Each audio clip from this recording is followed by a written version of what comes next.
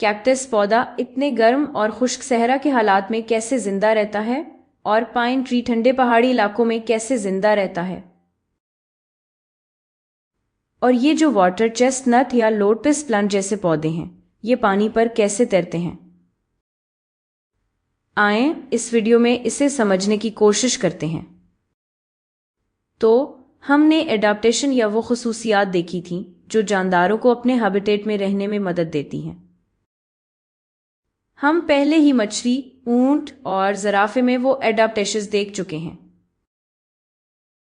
इसी तरह पौधे भी अपने हैबिटेट में रहने के लिए खुद को ढालते हैं। और हमने ये भी देखा था कि लीव्स यानी पौधे के पत्ते वेपराइजेशन के जरिए पानी खो देते हैं। तो पौधे की एक बड़ी ज़रूरत यह है कि वो अपना पानी बचा सके। अब अगर कोई पौधा सहरा में रह रहा हो तो वो ये कैसे करेगा।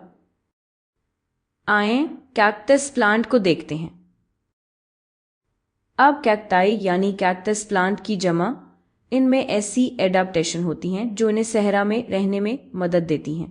वहाँ पौधे के पत्ते बहुत ज़्यादा पानी खो सकते हैं क्योंकि दर्जा हरारत बहुत ज़्यादा होता है।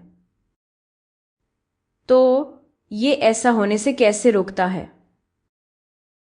सबसे पहले मैं चाहती हूँ कि आप कैक्टस प्लांट के पत्तों को पहचानने की कोशिश करें। क्या आप ये कर सकते हैं?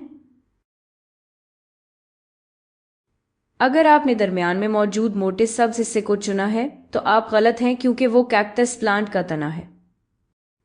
असल में कैक्टस प्लांट के पत्तों की जगह कांटे होते हैं। ये नुकीले कांटे प्यासे जानवरों को रोक सकते हैं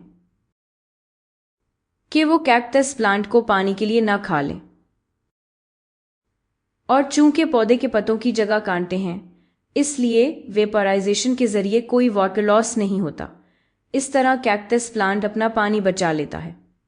साथ ही दरमियान में जो मोटा तना है वो पानी को महफूज करता है। और आमतौर पर सहरा के पौधों के पत्तों पर वैक्सी क्यूटिकल की तह होती है, यानी एक वैक्सी मादे की परत। ये भी कुछ वाटर लॉस को रोकती है क्योंकि पत्ते के ऊपर एक परत होती है जो पानी को आसानी से बाहर नहीं जाने देती। इसके अलावा इन पौधों की या तो बहुत गहरी जड़ें हो सकती हैं या फैलती हुई जड़ें भी हो सकती हैं। उनकी गहरी जड़ें इसलिए हो सकती हैं क्योंकि उन्हें पानी मिट्टी के बहुत नीचे से लेना पड़ता है, और फैली हुई जड़ें इसलिए होती हैं कि वो बारिश की सूरत में मिट्टी की ऊपरी सतह पर मौजूद नमी और पानी को भी जज़्ब कर सकें। तो ये कुछ खासियतें या एडाप्टेशन हैं जो सहरा के पौधों जैसे कैक्टस में पाई जाती हैं।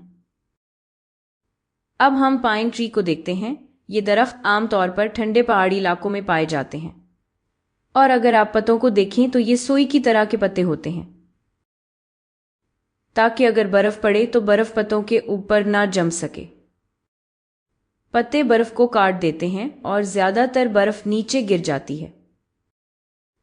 आखिर में अगर आप कुछ ऐसे पौधे देखें जो पानी की सतह पर उगते हैं तो उनके बड़े चपटे फ्लोटिंग लीव्स होते हैं। ये पत्ते पतले, चपटे और अंदर से बड़े एयर स्पेसेस वाले होते हैं ताकि ये पानी की सतह पर तैर सकें।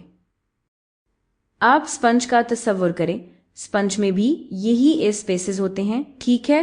और अगर आप स्पंज को पानी पर रखें तो वो भी तैरता है, बिल्कुल इसी तरह जैसे पानी वाले पौधों के पत्ते, जैसे वाटर चेस्टनट या हाइड्रिलर। इन किस्म के पौधों में भी बहुत कम रूट सिस्टम होता है।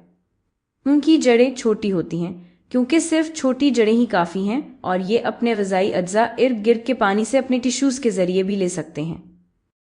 तो उन्हें ज़्यादा गहरी जड़ों की ज़रूरत नहीं होती। इनकी जड़ें छोटी होती हैं, और साथ ही पत्तों के ऊपर एक वैक्स की परत भी होती है क्योंकि ये पत्तों को सड़ने से रोकती है। वाटर प्लांट्स के पत्ते हमेशा पानी के साथ राब्ते में रहते हैं। अगर ये वैक्स की परत ना हो तो वो बहुत आसानी से सड़ सकते हैं। तो ये हैं कुछ ज़बरदस्त मिसालें कि पौधों ने अपने माहौल के मुताबिक कैसे खुद को ढाला है।